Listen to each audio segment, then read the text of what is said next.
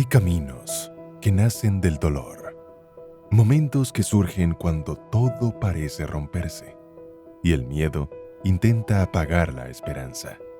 Esta es la historia de Gladiola Unzueta, mujer mexicana, madre y soñadora, que decidió levantarse frente a la adversidad. Decidió elevarse.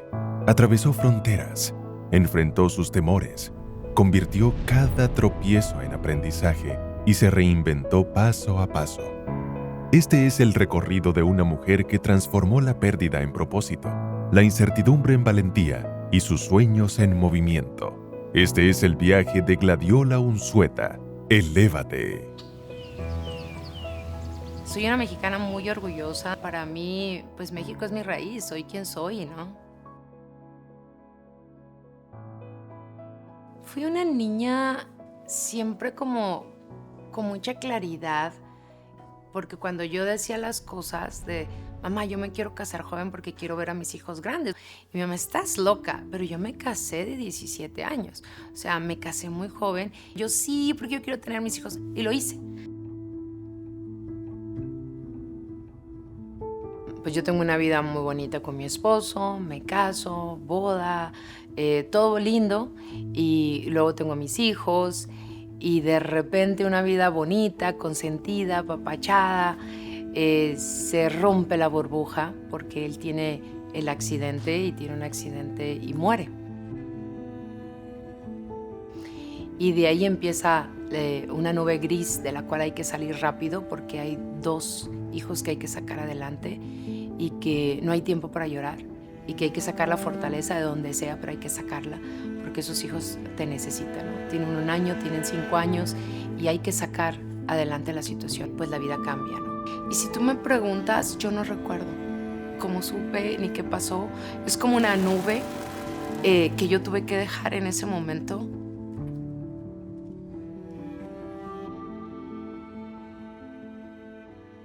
La teoría de Walter Kahn, un fisiólogo estadounidense, propuso una teoría que se llama Firefly, lucha o huida. Él proponía que el cerebro, ante una amenaza real o imaginaria, segregaba noradrenalina y adrenalina, que producía cambios fisiológicos en nuestro cuerpo. Esta teoría se puede adaptar muy bien al evento que sufrió Gladiola hace un par de años atrás, ya que básicamente el cerebro hace que se genere un mecanismo de supervivencia. Este mecanismo de supervivencia hace que Gladiola haga una toma de decisiones muy importante en ese momento. Fue un corte muy duro que pasó y como que si yo hubiese borrado esa parte, porque fue como la capa de protección para seguir adelante. Seguramente si era una llamada, seguramente llegó alguien y me lo dijo. Y lo tengo como en esa imagen turbia que puedes recordar así, pero no tengo alguna imagen que te pueda describir tal cual. O sea, es duro. Y yo me tengo que hacerla fuerte. Como madre, pues tú no quieres que tus hijos sufran nada, en ningún momento y en nada, ¿no? Eso de que haces el papel de mamá y papá no es cierto. Simplemente tratas de hacer el papel de mamá lo mejor posible. Tuve que tomar muchas decisiones claras y tajantes. No había mucho que pensar. Había que sacar de nuevo adelante a sus niños y yo no tenía opciones, entonces tenía que tomar decisiones y eso fue lo que hice. Even when things were tough, she made it feel warm and really full of love. She'd come home tired and still cook dinner and help us with homework and play with us. And somehow she still did it all with a smile and even joked around. She just never gave up. Aunque sé que hay un fueguito acá, se está quemando la casa para ella, siempre todo está bien, no te preocupes, a arreglárala. O sea, no importa el problema que sea, siempre lo hemos podido resolver juntos. O no ha sido algo que, no ha habido ni un reto que sea difícil. La forma que ha sido siempre mi mamá, nunca ha sido un reto que sea imposible. Simplemente algo que tenemos que pasar, brincar, next y seguir dándole. Lenny no recuerda a su papá porque tenía 1 año, estaba muy chiquito. Ya más grande, pues conoció las fotos y conoció todo eso porque él estaba muy chiquito, no sabía lo que estaba pasando realmente. Aquí el que tuvo que hacer fuerte fue el mayor porque él sí entendía, él sí tuvo y vivió y disfrutó a su papá, a su abuelo. pero el más pequeño no tuvo esa fortuna. Entonces, Oscar, de alguna manera, que es el mayor, se convierte en el papá del menor. Toma ese papel hasta cierto punto porque pues, es el hombre de la casa, ¿no? Entonces, cuando crece, él crece con esa responsabilidad. Fue un niño muy fuerte para su edad. Fue un niño que le tocó vivir ese proceso conmigo, ¿no? Porque era el que más entendía, el mayor. Uy. Lo hemos hablado ya hoy en día y ellos me dicen, pues simplemente porque yo soy su mujer maravilla, por eso ellos no lo sintieron tanto.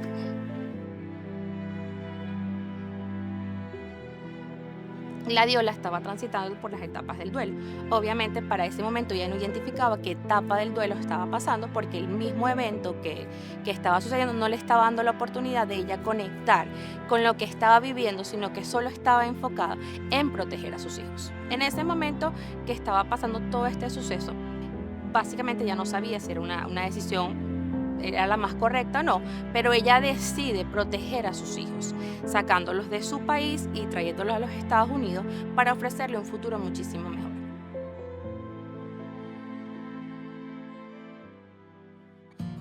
Yo llegué a Tennessee, al área de Gallenburg, de hecho fue donde yo llegué. De hecho llegué solita, sin conocer a nadie. Llego, gracias a Dios, con trabajo. Había una radio en ese momento y me habían ofrecido venir a ser la directora de programación en ese momento. Pero pues había que empezar de cero, ¿no? Y había que buscar dónde quedarte, el apartamento, cómo moverte. Y empezamos a vivir. Ellos llegaron un viernes, el lunes voy y los inscribo a la escuela. El mayor era Oscar. Y me acuerdo mucho cuando llegué y mi hijo se le salían las lágrimas porque, mamá, yo no entiendo nada. Y era un niño que era súper participativo en su escuela. Entonces, yo respiro, lo dejo, me salgo llorando de la escuela y cuando llega en la noche, llega todavía, mamá, es que yo no quiero estar aquí, para mí es muy difícil.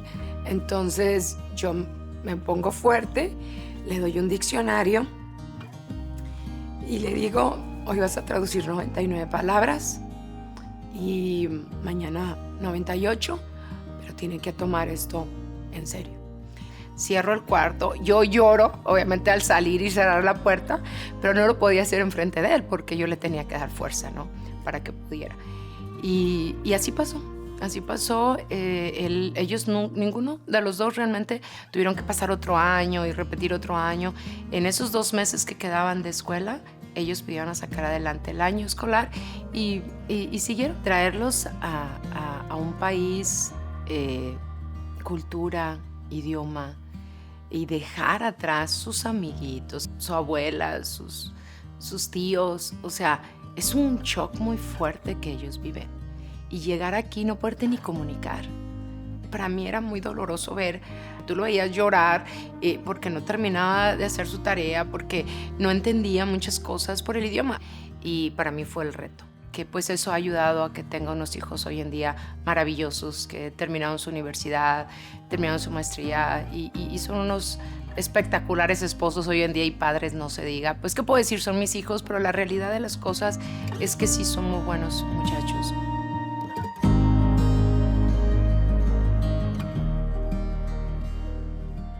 Pero llegar a un país y no conocer a nadie y no tener contacto realmente con ninguna familia, estar solos, me doy cuenta de lo difícil que es venir.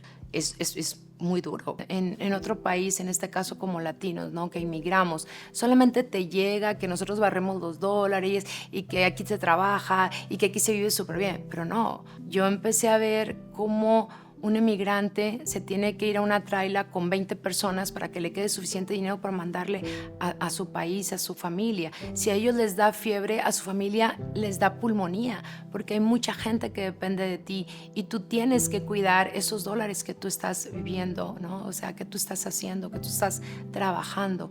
El inmigrante tiene muchos retos y uno de ellos es cómo hago estirar este cheque para que me alcance a pagar todos estos biles aquí y aparte mandarle a mi familia que depende de mí allá. Y cuando yo empecé a ver ese tipo de cosas, aparte del trabajo arduo de 13, 14 horas al día, de estos chicos que trabajan en la construcción, que trabajan, que desafortunadamente la mayoría del hispano viene a hacer ese tipo de trabajo. Y hablo mucho por el mexicano, porque eres obviamente cosa de la primera comunidad que yo me conecto, ¿no? Como mexicana. Pero cuando tú vienes a ver todos los sacrificios que hacen, y que nos toca hacer, ¿no? Cuando llegamos a este país es cuando yo valoro mucho a ese trabajador, a ese hispano echado para adelante. Por eso para mí hoy en día apoyar un sueño de un emprendedor, sé la lucha tan dura, porque he estado ahí, ¿no? También, y se me hace algo muy bonito por apoyar y que me llena muchísimo poder ser parte de esa historia de éxito hoy en día de un emprendedor. Que empecé a ver la forma en que trabajaba la gente hispana, cómo llegaba, cómo moría alguien y ni siquiera podía ir al velorio, ¿no? Ese tipo de cosas. Ahí hice muchísimos emprendimientos. Empecé con la radio, después hicimos televisión, después hicimos un magazine, luego un periódico, luego se abrió un indoor flea market donde hacíamos ferias de salud, ferias de negocios, y luego la primera organización sin fines de lucro, Latinos Unidos, la forjó tu servidora. Pues ahí empezaron todos mis emprendimientos realmente. Mi empresa estaba estructurada a nivel familiar, ¿no? Entonces ahí abro las puertas y ya no es mi familia. Y yo no estoy estructurada para recibir a alguien que no es mi familia. Y claro, sufro un robo marca Acne muy grande que me deja temblando realmente, porque le puedo decir que en ese año yo perdí lo que yo había ahorrado casi por 30 años. O sea, fue muy duro esa caída, porque yo abrí las puertas y el ser humano es como es, y eso fue mi responsabilidad. Yo no tenía la estructura para atraer a personas que no eran mi familia. Y allí aprendí la importancia de la estructura para una empresa, porque son los procesos, porque son los sistemas, y porque son los contratos, y porque son todos los documentos y todo lo que se debe de llevar al estructurar un negocio, ¿no? Y empiezo literal, económicamente de cero. Ya la gente me había conocido, que obviamente a mí me habían dado premios, llaves, o sea, no, la latina más influencia por no sé cuántos años, y todos los premios seguidos por haber. Entonces, cuando viene esta caída, yo tengo que tomar decisiones, y aparte ya los hijos ya se fueron. Que gracias a Dios que se fueron en ese momento, porque no vivieron esa parte. Y en ese momento me tocó vivirlo de verdad sola. Porque ni estaba mi mamá, ni estaban mis hijos, y estaba viviendo todas estas circunstancias de verdad, por primera vez en mi vida, sola. Y cuando peor estaba económicamente y emocionalmente y todo lo peor que te puedas imaginar, yo dije, me retiro. No me preguntes cómo lo hice, porque ni yo lo sé. Pero me fui de vacaciones 8 meses.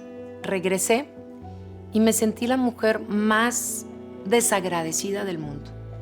Porque dije, no puede ser posible que todos estos clientes siempre me han apoyado, toda esta gente de alguna manera me apoyó, y yo ahora no sepa qué hacer. Ese tiempo conmigo, cuando empecé a viajar, viajé sola por muchos lugares, y no tienen que viajarse a irse lejos, la verdad, para estar contigo. Pero me empecé a conocer mucho. Empecé a conocer a la Gladiola que le gusta, cómo le gusta, y me empecé a dar ese tiempo. Es que la vida de nuevo te va a quitar lo que tú no puedes, lo que no es para ti, porque tú no puedes quitártelo, la vida te lo quita. Y eso pasó conmigo. Hoy eso es lo mejor que me pudo haber pasado, porque tuve ese tiempo finalmente conmigo. Comí sola, estuve en mi casa realmente sola, viajé sola. O sea, conocí a Gladiola, tuve tiempo después de todo lo que ha pasado en mi vida. En ese tiempo tuve tiempo de estar con ella, y es lo mejor que me ha pasado. Porque después de eso entendí que el estar bien yo, de verdad, conscientemente, alcanzar esa tranquilidad, esa estabilidad, lleva mucha lágrima y mucho proceso. Pero cuando lo logras desde adentro, desde la conciencia que eres real, que eres verdadera, ya no tienes tanta máscara y ya no lo haces por otra gente, que lo haces por ti, es cuando yo realmente fue un antes y un después mágico. porque el conocerte a ti mismo te lleva a lugares que ni te imaginas. Y eso me pasó. Después de esa gran caída, conocí a Gladiola, a la que había puesto en un cajoncito para que fuera mamá, a la que había puesto en un cajoncito como mujer para que fuera mamá.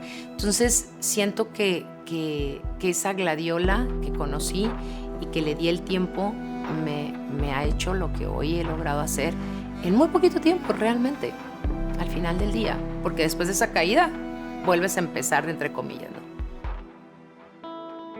Lo trabajadora, lo luchona, lo echado para adelante, pues lo aprendí de mi mamá. Y eso es lo que pues hoy en día sigo siendo la misma, ¿no? Mi mamá es mi base, mi mamá es mi fuente, mi mamá es todo para mí. Y entre más crezco, más le agradezco. Yo creo que hoy en día, con esta edad, sigo agradeciendo más a mi mamá y valoro mucho más a mi mamá. Yo hablé con Dios, le dije ya, te prometo que entendí la lección y hice el porqué. Yo me acuerdo mucho de esa plática que yo tuve con Dios ese día, como si fuera hoy. Y le dije, ya, levántame el castigo, ya entendí. Yo sé que le das tus batallas a tus mejores guerreros, pero ya, dame un breakcito, ¿no? Y yo me voy a la iglesia, bien bonita, bien guapa, ¿no? O sea, nadie puede saber que traigo $50, ¿no? Fake it until you make it, dicen por ahí, ¿ok? Entonces llego a la iglesia y me acuerdo que tenía esos $50 y en la iglesia empiezan a decir, bendice a tu prójimo. Y yo, ¿cómo voy a bendecir a micrófono? Tengo $50, tengo todo esto, ¿no? Acá en la cabeza. Y decía el pastor, y bendice a tu prójimo y no sé qué. Y yo, está bien, pues. Y me acuerdo que yo saqué $50 y tú se lo tenías no quedar en la vasijita donde pones sino a una persona, pero sin ver, ¿no? Pues yo agarro los 50 y se lo doy a alguien y pues ya. Dije, bueno, que al cabo saliendo de aquí yo tengo que ir a cobrar un dinero, ahí me repongo. Porque había que echar gasolina, era fin de semana y había que reponerse. Y me acuerdo que me dieron $220. Entonces dije, bueno, ahorita voy, cobro, que al cabo me queda pasadita, pongo gasolina, o sea, todo medio acomodadito para que no me pueda quedar sin gasolina, pues nada más trae $50.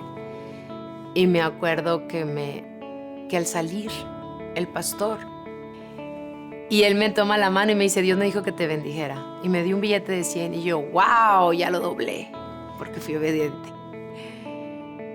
Y obviamente me tocó fuerte porque obedecí. Y cuando Dios te multiplica es magia, magia. Porque ese día empezó la magia y hasta hoy vivo en magia. Dios es quien me ha enseñado con esas caídas y con esas subidas y me sigue enseñando cómo la importancia de estar con Él y darle su lugar te hace más grande, espiritualmente hablando. Dios es lo primero y lo último. Todo lo que te pasa te hace porque va a ser lo mejor que puede pasarte. Y Dios lo sabe. Él siempre tiene mejores planes porque Él sabe, ¿no? Entonces no nos aferremos cuando no pasa algo. Y mira que es una persona terca o una matriarca y todo lo que pasa. Y he aprendido y he tenido que y tengo que seguir aprendiendo, ¿no? Cuando ya regreso a seguir con mi negocio y demás, ya lo hago desde otra perspectiva. Ya no lo hago por esa comisión. Ya no lo hago que si bien la va a ver, lo hago más por cómo aportar realmente valor a esa persona. Cuando yo veo a una mamá y tiene 3 niños, la importancia de la protección, porque si algo le pasa a esa mamá, esa fuente de trabajo, ¿qué va a pasar con esos 3 niños? Igual al papá, ¿no? Oye, el papá depende de una familia completa. ¿Por qué es tan importante esa protección? ¿Por qué es tan importante la planificación? Entonces ya desde ese propósito, lo demás es mágico. Por eso uno debe de encontrar realmente lo que ama, lo que te apasiona, el propósito que tú tienes, tu misión, tu visión. Es muy real, pero tiene que venir desde acá. Porque cuando tú te organizas y estás clara, todo tu ambiente se organiza. Todo pasa así, ¿no? Con mucha claridad. Y no tienes que esforzarse tanto. Cuando tú te esfuerzas mucho en algo, es porque eso no es para ti. Somos muy tercos, ¿no? Cuando es algo para ti, es pero suavecito, como el cuchillo en la mantequilla. Pero cuando tú estás aferrado a algo y sigues batallando ahí, es que eso no es ahí. Y no porque no vayas a batallar o no vayas a trabajar duro. Eso siempre va a existir porque uno tiene que hacer la parte. Pero la magia existe. Yo le llamo magia, mucha gente le llama fe, mucha gente le llama Dios. Pues yo le llamo todo eso junto. Porque realmente cuando tú haces las cosas desde el propósito, desde lo que amas, lo demás se da fácil. El elevar mi misión, el elevar mi propósito, ha sido elevando a otros. Cuando yo elevo a otros, yo me elevo. Y brillamos juntos, ¿no? Muchas veces en mi camino he tenido muchos ángeles que yo les llamo y muchas personas que vienen con esas ganas de apoyo, con esa necesidad de apoyo. Y yo creo que elevarlas en ese momento me hace brillar más a mí. Y eso es lo que tenemos que entender. Elevar a otros es elevarnos a nosotros. Ya tengo una misión mucho más clara. Antes mi pretexto y mi excusa eran mis hijos, ¿no? Es lo que siempre decía. Hoy en día ya no los tenía, entonces tenía que encontrar mi misión y tenía que encontrar la claridad de a dónde iba y por qué iba a hacerlo, ¿no?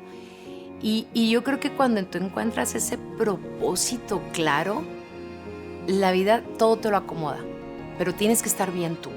Entonces, por eso era tan importante ese quebrantar, y cuando te quebranta algo, porque es cuando tú tomas la decisión de quedarte en el piso o levantarte. Es la decisión de uno solamente, ¿no?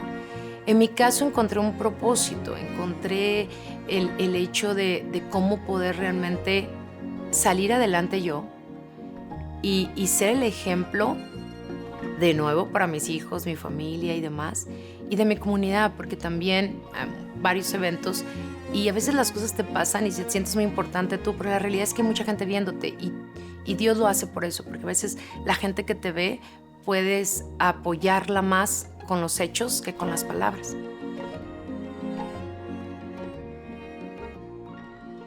Yo soy mucho de vision boards, de la misión y todo ese tipo de cosas. Yo siempre hago mis vision boards todos los años. Y cuando Dios te los enseño, te das cuenta cómo las cosas van sucediendo. Porque independientemente que creo o no, te da mucha visión, te da mucha dirección. O sea, te da mucha dirección el poder hacer esos vision boards. Y con los años, yo me regreso a muchos de ellos y digo, wow, mira, todo esto sí se logró, ¿no? Y yo siempre decía en mis vision boards que yo quería una pareja. Que fuera, ya sabes, el típico, que haya respeto, que haya amor, demás. Pero yo nunca en ninguno de mis vision board había puesto me quiero casar. En el 2023, sí, en el año 2023, ahí sí lo puse. Ahí sí puse, este año me caso. No es cierto, el 2024. Fue en el 2024. Soy malísima con las fechas. Y ahí sí lo puse en mi vision board. Fue lo primero que puse y dije, este año me caso. Todavía no conocía ni con quién me iba a casar, ¿eh? Ni tenía ningún galán que me hubiera ofrecido casarme para decir eso. O sea, yo simplemente lo puse porque dije, estoy lista. Y eso pasó. Yo lo puse el 2024 y claro que tuve mucha gente que respeto, admiro y fueron muy buenas personas pero no estás lista. A veces puedes tener una joya a un lado, pero realmente tú no estás lista para hacerlo. Y yo creo que eso me pasó a mí, porque yo no me puedo quejar que tuve mala suerte. No, todo lo contrario, la verdad, que siempre tuve muy buenas personas a mi lado, pero nunca me quise casar realmente.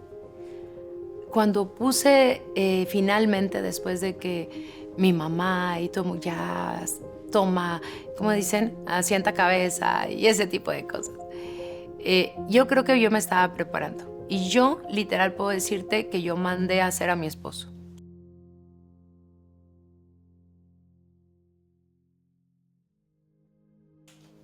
Así. Y porque era algo que yo quería específicamente y así llegó. Y llegó ese año y me casé y estoy feliz y ¿qué te puedo decir? El haber conocido a Gladiola a esta edad y que se convirtiera en el amor de mi vida y en mi esposa eventualmente, es una situación que yo jamás pensé que iba a vivir o iba a experimentar. Después en conversaciones y en convivencia me dice Gladiola, es que yo te mandé a hacer. Y literal cuando me dijo su checklist, encajé en todos los puntos de su checklist. Ella tenía un checklist de cómo era el hombre ideal para casarse. Entonces dije, pues ahí es donde le empecé a dar gracias a Dios y al destino de que todo lo que pasó y no pasó me ayudó a reunir todos esos requisitos de ese checklist. A pesar de que vivíamos a más de 2,000 millas de distancia, que manejando equivale a 31 horas, volando 4 horas y media, para mí fue una de las decisiones más sencillas que he tomado en mi vida. Y una de las razones principales es porque al tratar a Gladiola, al irla conociendo, me di cuenta de todas las cualidades que ella tiene, cualidades que yo buscaba en una pareja, en este caso en mi esposa.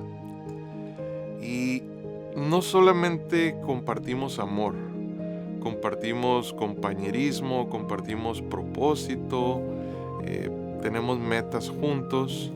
Entonces todas esas cosas complementan esa decisión tan sencilla que yo tomé en su momento.